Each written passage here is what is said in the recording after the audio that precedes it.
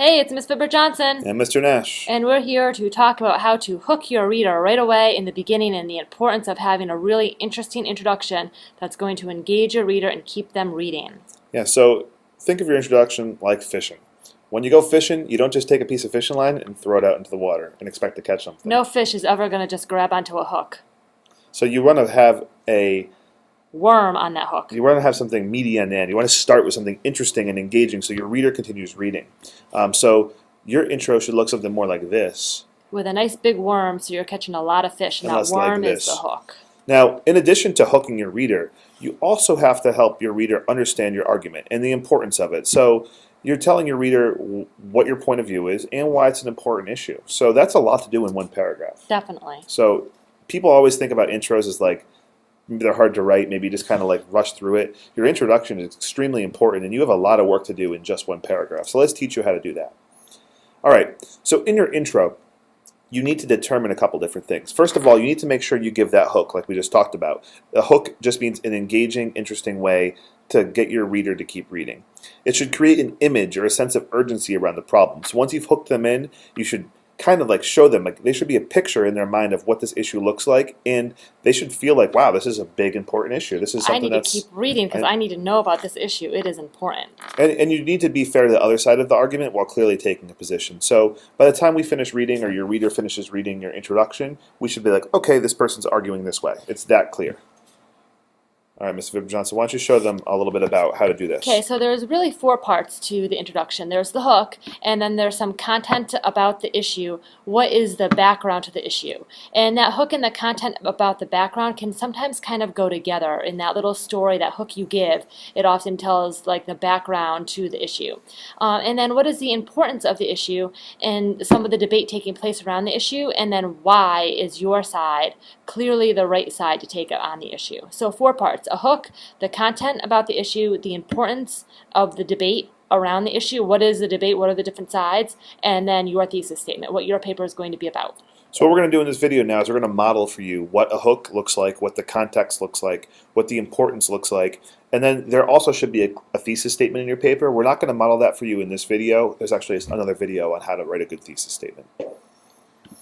Okay, so in the first part, we're going to put the hook and the content about the issue together. So how to plan an outline for your introduction, and our topic is going to be, again, should cell phones be allowed in schools? And look at the hook I've made. Imagine learning in the future, a classroom based on student-centered inquiry, 25 busy minds questioning and investigating history, literature, mathematics, and science. In this classroom, there are no paper books, yet access to information is boundless. Students can choose from volumes of journals, periodicals, primary texts, live interviews, and the most recent publications. This type of classroom learning is no longer a dream of the future. It can be a reality in schools across America. Wow. Now, if I were a Board of Ed member reading that, or a parent reading that, I would want to know, how can I get my child in a classroom like that? What does it take? So Mrs. Fibber Johnson, who wrote this paragraph, has used a strategy where she kind of wrote a little narrative. She didn't write like she's writing an essay. She didn't write like she's writing a research paper. This is almost like you're writing a story. It is. It's like a story You piece. use some narrative writing skills there to write. It's almost like People can imagine you sitting in a classroom being all engaged about all these topics, yet there's no books. It's boundless information. Wow, that sounds really cool. And then I give little contents to the paper, and I say just one sentence.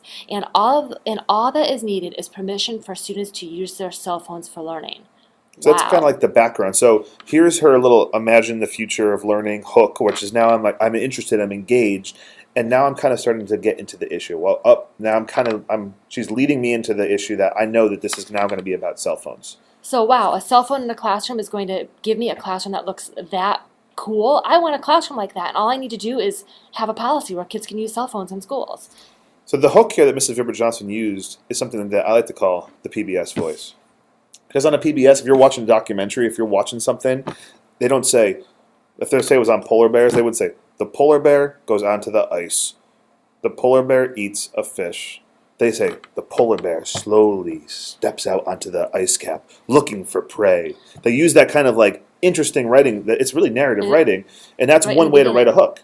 That's one good way to write a hook. There's other ways to write hooks too. You could use quotes or interesting facts. There are lots of different things, but I really think the best way to write a hook is like Mrs. VJ did here, with a really good narrative piece. And Just you a know couple how to write sentences. narratively like this because we know you've been doing a lot of writing like this in English class too. So bring in your English skills into your argumentative writing papers. And for the context, all you really need to do is then relate your little narrative back to the issue. And Mrs. Vibber Johnson said that, and all that's needed for permissions to use their cell phones for learning. That was just one little sentence, and that's all you need, one little sentence there. So part 1 and part 2, the hook and the context.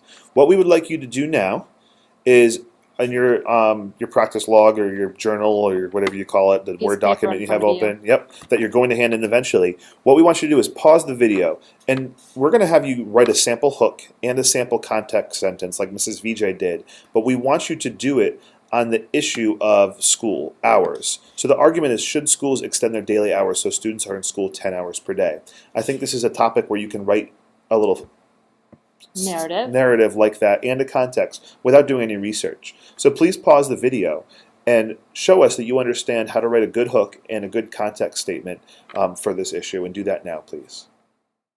Okay, so now on to slide 3, how to plan and outline our introduction. So this is the third part. You've already written your hook and you've already written your context statement. In part 3, you're going to talk about the importance of the issue. Now, Mrs. VJ has written a little statement here that I am going to share with you. So now that you've already done the hook, you've already done the context, now what you need to do is you need to show the overall issue, both sides. You need to make a statement a little bit about what the argument is on one side, what the argument is on the other side. You haven't yet taken your stance, although we can kind of tell based on your hook. You're just kind of giving both sides of the story here, trying to stay a little bit neutral. Some educators and parents argue that schools are correct in banning cell phone use during this educational day. They fear the new technology will distract students and lead to cheating, or worse yet, morally harm the well-being of our youth. However, data collected from classrooms where cell phones have been permitted prove false our anxieties over the use of cell phones as a learning tool. So here I've brought up both sides of the issue, I've brought up the urgency of the issue, and in my next line I would give you my thesis, which is really going to tell you what I think and why I think what I think. So you've already done your part 1 and 2. You've written the hook and context about this issue of the school day.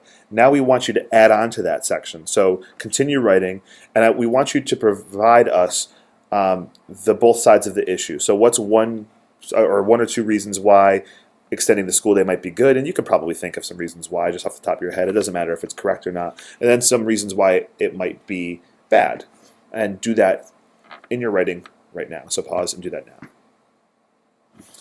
Okay, now real quick, you've completed the guided practice for this video. What we want to share with you is just, we're not going to talk about a thesis statement in this video, but if we were to write a thesis statement for this paragraph, just to wrap it up, in part 4, the last thing you do is a thesis statement. It's really just one sentence. And here's what a sample thesis statement could look like for this paragraph. Cell phones, when used as educational tools, have the ability to keep more students engaged, open doors to a wide world of research, and provide more powerful technology than most schools can afford. So you can see I clearly give my point of view that cell phones are an educational tool, and then the 3 major points that I'm going to bring up in my paper are that they have the ability to keep students engaged, they open the doors to a world of research, and that they provide a powerful technology tool that most schools can't afford. Okay, so we'll talk more about that in another video. All right, so here, just for your reference, and we're not going to read this to you, you can kind of see the completed paragraph where Mrs. VJ in red has her hook, in blue she's provided her context,